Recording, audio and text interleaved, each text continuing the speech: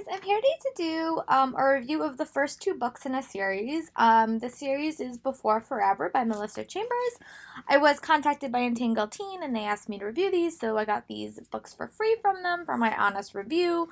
Also, the second book comes out the first week of July, so I will be having a giveaway for an Amazon gift card on my channel, I think. So that will be posted, I think, around July 6th.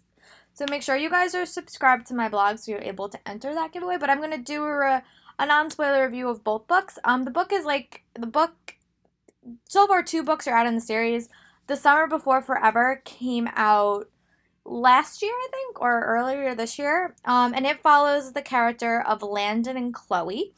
And Chloe is a girl who is being sent to her father's beach house for the summer because her dad is marrying a new woman, and the wedding is at the end of the summer, and she takes her Jenna, her friend, with her for the summer, and her friend is this kind of pop star reality show thing, and she was on she got seventh place on our America's Got Talent, but she didn't wind up winning, so they kind of went for a summer beach getaway, and she winds up developing a relationship with her soon-to-be stepbrother named Landon, and drama and insanity ensue. The one thing I loved about this book is, I don't think I've ever mentioned this on my channel, but I struggled a lot in school, and I have something that's now classified as called dyscalculia, which is a disability that focuses on math processing and math ability, and I struggled with that. That was my biggest issue. I was in special education, and I was left back, and all this crazy fun stuff. But I've never actually seen that specific, any learning abilities really, other than ADHD, represented in any type of reading material I've ever read. So it was shocking to see that Landon had dyscalculia, and the way that I saw his journey through the novel was it was just, I was shocked. I think I've never been so shocked reading about a character in my life, and I love that. His disability or his learning issues are a lot more worse than mine, I would say, and he had a lot more issues than me did, but I just think reading about the simple fact that he had it was oh my god, I loved it. So I think I really, really grew to love Landon as the story goes, and I really, really loved Chloe. Chloe's also dealing with a lot of other stuff. Chloe had a potential sexual assault issue, and you learn that in the first couple of chapters, so it's not really giving that much away. But she was almost raped before this book started, so she's dealing with a lot of self-discovery, and her confidence is kind of down. And Jenna is the opposite. Jenna is so freaking confident. So she gives Chloe a list of 10 things she has to do, and that's how her summer is. But I really liked it. I know a lot of the times I don't always love the sibling love relationships because I always think it wrecks the family dynamics. That's the biggest issue. If you guys watch The Fosters, I love The Fosters. I love Callie as a character, but I really don't always love her and Brandon together because I think that it ruins the family. There really wasn't a case in the story, so I didn't really feel the drama there, but I really did like their relationship. There was a couple of elements in the story that I was as a reader, I was oh, you shouldn't have done that, and that's just mostly because they're in high school. But the biggest part that I felt was really realistic but had me yelling at my book was some things with Landon towards the end of the novel in regards to his education. But overall, I really liked it. I gave it 3.5 stars. It was super cute. It was a super cute beach read and focused a lot on self-discovery for both characters, both Landon and Chloe. But thank you, Entangled Teen, for sending me this book. I really enjoyed it. And I just love the representation. I love the focus on the disability or learning disability in the novel. And I really just loved how Landon was crafted. I really, really enjoyed it. And I also loved the self-discovery and the recovering that Chloe had to deal with. So this novel focused on Chloe and Landon, and the second book in the series focuses on Jenna.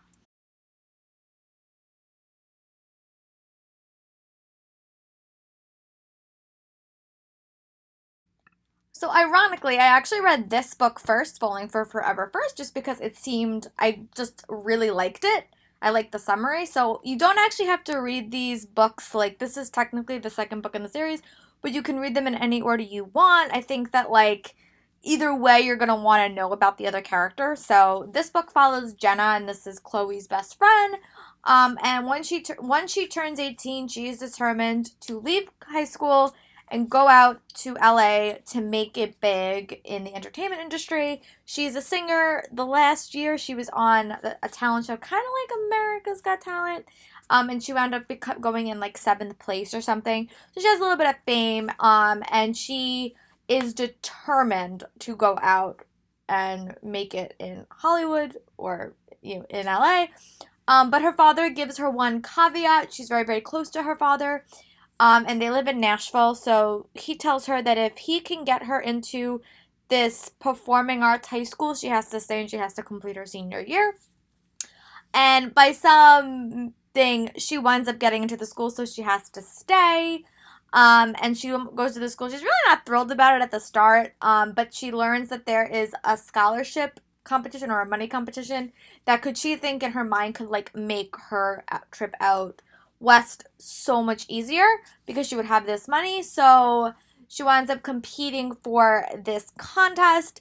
But the boy that she's competing for, there's a couple boys she's competing for. One boy named Miles really, really catches her interest, and drama and hilarity ensue. Overall, I really like this book. I give this book like 3.5 stars. I give them both 3.5 stars. I really enjoyed them. I will definitely admit, I definitely preferred Miles in this story for a lot of it to Jenna. Jenna's personality, I thought, was a little bit rough around the edges and a little bit harsh at points. But I think that her as a character, she kind of needs to be that way if she's gonna make it in LA. So I kind of like that she was kind of like brash and unapologetic, and you definitely saw her in book 1. She had a lot of confidence, and that is definitely what she has here. Her relationship with her father was definitely like the backbone of this book because she and her dad get along really, really well. Her and her mom have a little bit more of like a strained relationship, and her mother and her parents are basically both musicians, but her mom is definitely the one that's pushing her to continue her dreams to be a musician, but they don't have the best relationship. And on Miles' side, he's been considered like a success, and he always wins everything, but his dad is not the biggest fan of the entertainment industry. So I think that their family dynamics is really interesting. And I love the relationship that Jenna has with Chloe's family and Landon's family because I think Jenna definitely needs that relationship. But I overall really like the impact that Miles had on Jenna. And I love the friendship group that they had. And I loved all the characters that we met. So I'm hopeful that in the future we will see some of these characters. I really like the character of Sean. And I just liked all the characters. It was very, very diverse. It had a lot of like, sexualities were represented and different types of characters were represented. And there was also like a bond between like best friends, which, and there was also a secret throughout the book about Miles and Jenna there's been a secret that's, about the tryout, which I think is also a kind of cool element to the story that you don't find out until like midway through the book what actually happened. So I really like that. That was like a driving force in it, and I just liked the impact that secret had and what it did to Jenna's character because I thought that showed a lot of growth as a character. Overall, I definitely liked the story, and I thought that it was very, very well done. I love that the book took place in Nashville. I haven't read a lot of books in Nashville, but I really like the impact that the music scene had on the novel, and I thought that it was a very, very well done. So I definitely would say I probably liked the setting of this book more, and I like the setting of the Nashville one a little bit more than I like the setting of the first one.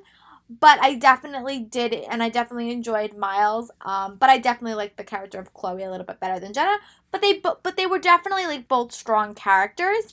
And I will definitely recommend that you guys check both these books out. You can read them in any order. I would recommend you read them in the publication order just because I think that Chloe and Landon's story should be first. Because you get a lot of background about Jenna going into her book.